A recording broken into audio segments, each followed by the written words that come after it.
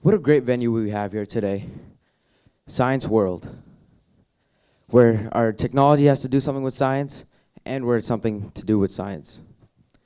So, have you guys ever thought about how much money is actually going down the drain when you're taking a shower?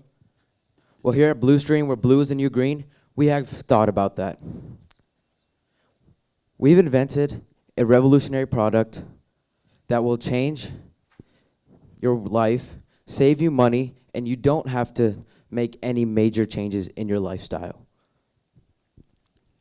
What we're going to cover today, our technology, our patent, and our market, finance. My name is Vanshdeep Sakaria. That is Swetha Ramesh.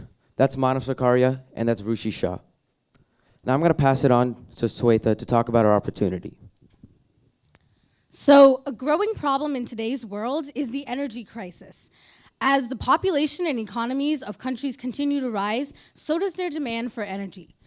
By the year 2040, the worldwide energy demand is predicted to increase to about 30%. But this energy right now is primarily non-renewable and has a limited supply. So in China alone, China burns as much coal as the rest of the world combined. With facts like these, it comes as no surprise that companies and firms are trying to take a greener, more eco-friendly approach to their businesses. This is where Bluestream comes in. Bluestream has provided a revolutionary way of tackling green technology where the customer saves money without making any lifestyle changes. Bluestream has created a hydroelectric microturbine for use in a shower drain. This turbine, when placed in a shower drain, the water comes down the drain and generates electricity. Now I'm going to pass the mic to Rushi to let Rushi explain a little bit more about our patent-pending technology. So with the energy crisis, we have invented a hydroelectric microturbine that can be used in the shower. Basically what this means is that as the water falls down the shower drain, it will turn a turbine and actually generate electricity. Now currently, hydroelectric power is used on a larger scale on dams such as in Niagara Falls. I'm going to run through a quick demonstration of how it works on a larger scale, and then I'll explain how we innovated it onto a smaller scale.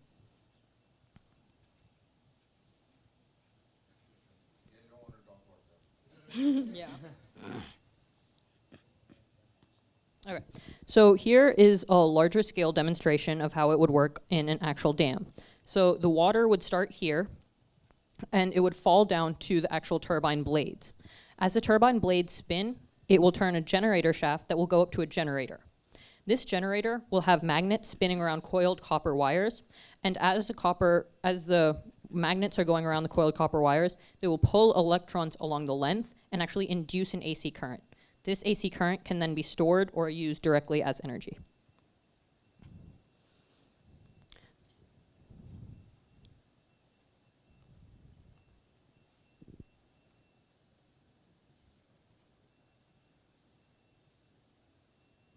So, now that I've explained how conventional hydroelectric power works, I want to explain how it works in the terms of a shower drain. So we plan to put a turbine inside the shower drain, and then the generator shaft will leave the shower drain and go directly to a generator that could be stored, say, in the wall. Now, as it turns, it will generate the electricity that could be used by, say, a hotel. We have filed a provisional patent and plan to file an actual patent in the future. Now, one of the important parts that we have mentioned in the provisional patent is that this technology will be bladeless. This contrasts how it's used in its conventional form because the bladeless design makes sure that any articles that go down the shower drain, such as hair or shampoo, won't actually clog the drain.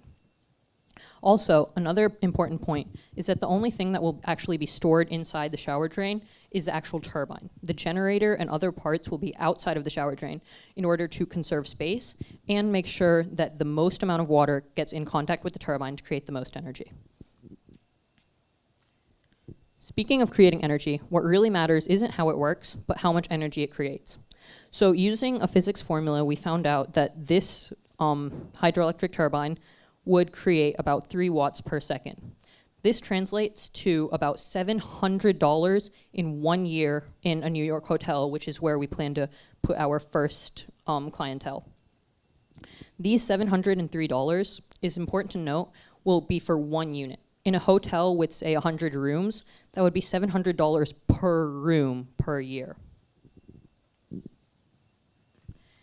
In summary, the benefits of this technology is that it will create energy, save money, and there won't be any change to your lifestyle.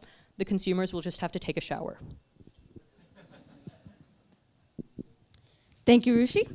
So right now, the cost of materials is $62. So we're pricing our product at $99, and we're offering a 1-year warranty for $50, and the cost of installation for the customer is $50. This leaves us with a 23.6% profit margin. We will penetrate the market in 3 phases. Phase 1 would be the United States. That's the most feasible area for us. In the United States, we already have our first client. Phase 2 would be Asia. China is one of the largest growing tourism centers in the world. And finally, phase 3, Europe. As you can see, United States is our first phase, and in the United States, we've broken it up into 4 phases. Phase 1 being New York, where our first client is. If you turn to section 4 in your binder, section 3 in your binder, you can see the letter that we sent to the client and his response. He said we could place 5 units in 5 different rooms to prove our concept, and then later we can install in the entire hotel once we've proven the concept. As you can see, we have 5 vertical markets. We will first start in the United States, beginning with hotels due to our first client. Once we've penetrated the hotel market, we will move on to apartments, colleges, fitness centers, and water parks.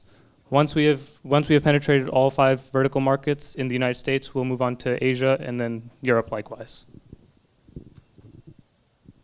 Our target hotel size is of at least 100 rooms. The reason we'd like to go after hotels with 100 rooms is because it helps us create economies of scale, which will reduce our costs and give us greater profits.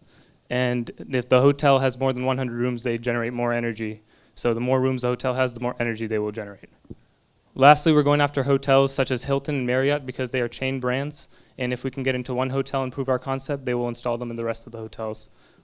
If you look at section 4 in the binder, we've provided a list of contacts. On the list is Bill Marriott, who we plan to contact in the future shortly.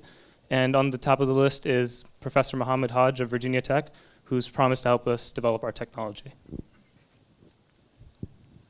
So within the field of clean energy, we have solar and wind as our indirect competitors. So under hydroelectric energy, we have no direct competitors, but we do have very close indirect competition. This comes in the form of companies such as Toto and Zurn, which are plumbing companies that make plumbing products that produce electrical energy. Under further indirect competitors, such as solar, we have China's First Solar and Suntech as other companies, and there are many various wind turbine companies that could also serve as our indirect competitors. What sets us apart from these competitors is our application of our turbine technology. We have our turbines in the shower drains, and this provides an easier way for consumers to access our product and reap the benefits of our product. So if you look at our go-to-market timeline, what does it look like? Our initial business plan, which was finished in June 2014. Our final patent, as we already have our provisional final patent, our final patent will be the end of December 2016. Our testing in our first hotel and the final product in New York, which we've already spoken to, would be from December 2014 to March 2015. Our mass production and new marketing ideas would come in March 2015 to November 2015. Our new markets, such as amusement parks, fitness centers, would be from December 2016 and to the future. And if you look down at number 5, acquiring our first customer, and the date for that is January 31st, 2015, we're well ahead of schedule. So now that we have explained the basics of our business plan, we want to leave you with one thing, is what we need to get this company started and moving forward. So first of all, we would need money for research and development in order to create a final prototype and obtain a patent on this item. Then we will move into manufacturing of the actual item This cost will include the cost of manufacturing the items and storing them until we send them to the customers. Furthermore, we'll move on to marketing, in which we will actually make sure that we find new customers, as we mentioned earlier, with chain hotels of hotels with greater than 100 rooms. Then, of course, we need to pay our employees who work for this company. So first of all, we're going to hire a plumber on retainer in order to make sure that he can go to a hotel, install multiple units for one hotel. Furthermore, we plan to hire professors from universities in order to help us with some of the technology and design. And we also plan to hire some people who are in the hospitality business in order to further our ideas and be able to make sure that we can enter new markets. Finally, of course, we need a patent in order to make sure that there are barriers to entry and no other companies can get in and share the market. So then we will be able to create a more stable business. So for all of you out there who enjoy long, hot showers, this one's for you. Thank you, and do you have any questions?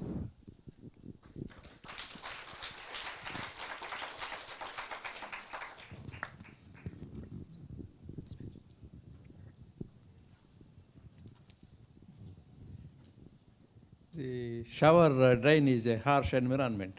You have hair and all kinds of objects, anything going on. So is your turbine getting clogged with the soap or hair, or how do you do that? And if you install in a hotel, and who is responsible for repairing and taking out? So did you address all these issues? And these micro turbines are so small and sensitive. How do you make sure that they work longer life? You know, how soon you have 1 year, 2 years, 5 years? So thank you for your question. To clarify, you're asking how will we make sure that the item doesn't get clogged whenever it's used? Okay, so one of the things that we have made sure that will prevent clogging is the fact that it's a bladeless turbine. Current hydroelectric power that's generated in, say, Niagara Falls has larger turbines with blades, and they are able to handle some of the sticks and stones that go through them. Because ours is a smaller item, the bladeless technology will allow things like hair or shampoo to flow right past it, and larger items usually get caught in the stopper before they go down the drain. Does that answer your question? Can you show us a picture of the thing if you have one?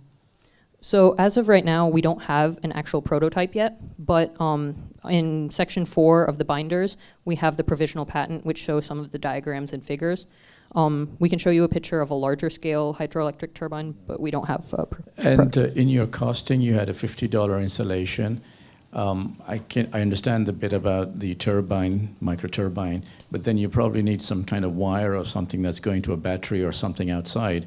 All of that's going to done for $50 to chip away the brick and so on and put that thing in and connect it? So that's why we have a plumber who will be able to take care of actually installing the item. As far as the material cost, it's only $62, which we can show you a breakdown.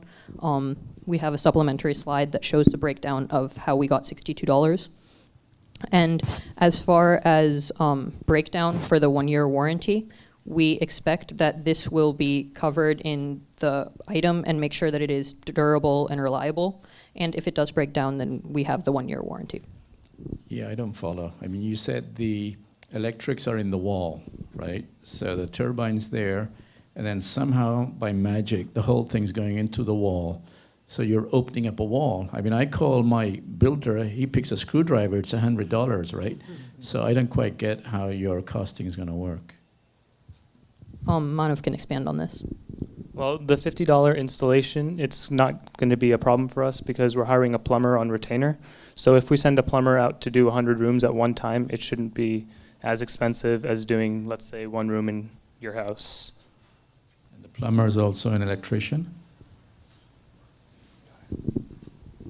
The electrical aspect of this won't be as complicated because, as I mentioned earlier, the magnet's moving around the wire, which induces the AC current. Then this AC current can either be plugged back into the generator or go to a battery, so you don't need complex electrical wiring.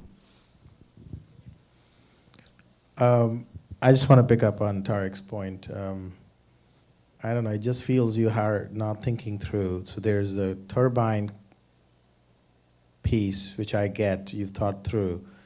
But how does the electric electricity get connected to the main of the hotel, and how does he start so how does he start capturing that, and something that happens to make that $700 impact? I'm not able to get that other piece. Okay, so to clarify, what's going to happen is in larger scale, you actually have transformers around Niagara Falls that transform it and send it back into the grid. However, for a smaller product, we would probably send it into a battery, and this battery could be used. So after the copper wires have the AC current, that can go directly into a battery, and then you use the battery for whatever technology that you want to use. Does that make sense? No. Okay. So what is the hotel going to do with the battery? So they could do whatever they want with a battery. It's like a normal battery if you want to plug, say, a flashlight up to it or a microwave. I don't know, whatever you use normal batteries for. And you think with that 3 watt, 5 watt, a hotel keeps that 5 watt batteries, and all these batteries, ultimately, are you connecting them together to one large battery, or? So to clarify on the 3 watt thing, that's 3 watts per second. So every second that you go on, 3 more watts is added in. And if you want, you could hook up multiple batteries for larger appliances, like, say, a water heater. Or you could use the individual batteries for smaller appliances. You talked about already acquiring your first client, and then later on I heard that you still don't have a product. So how do those two things reconcile? So to clarify, we have a client who believes that our product will work whenever it is still developed, and he has offered that in his hotel we would be able to test it and put it in there after we do have the product. But until then, we will work on the research and development. I believe Deep can expand. Yes. So you're not taking every single room in the hotel, and you're not putting in a turbine into every single room. At first, when we contacted him, we asked him for 5 rooms, which is 5 units. So it wouldn't be such a large scale all at once. I just want to go back to that whole product piece again. You've said $50,000 in R&D. You're going to do the whole proof of testing and do this testing of the product in $50,000? So as of right now, we're going to develop the prototype and install in our first client's hotel with the $50,000. Obviously, it'll be a bit more expensive for the first time when we're still trying to trial and error, trying to figure out how it works and what we need to change. And after our final prototype is done, then we will move into actual manufacturing of the product on a larger scale. Going back to the installations, to put a generator in a wall, as you said, you have to break the wall or you have to install it inside the wall, and from there you got 3 watts coming out for every time the turbine goes through or water goes through. Then that power has to be connected to the grid or somewhere else or a battery. So each one has its own battery. How are you going to save in a large scale? So each battery itself will save $700 individually. And then if you would like to link those batteries together, I'm sure that's possible, and that would be able to save on a larger scale. Also, the word generator might sound a bit bigger than it actually is. It's just a series of magnets that spin around copper wires. It's not very large. It would be like that large. But unless you use the energy somewhere else, you are not saving. Yeah, so that would be what you use the battery for. And after the energy is put into the battery, then you could use the battery for whatever. So for example, if you were in a hotel room and you have one battery, and then that battery will create 3 watts per second, then you will be able to use that battery in that hotel room for some small appliance, say a coffee maker. You're getting a lot of questions on the installation and logistics. One quick idea would be have a picture which shows how the batteries would connect up and where the energy flow would work. That would just maybe avoid a lot of these questions. Any other questions?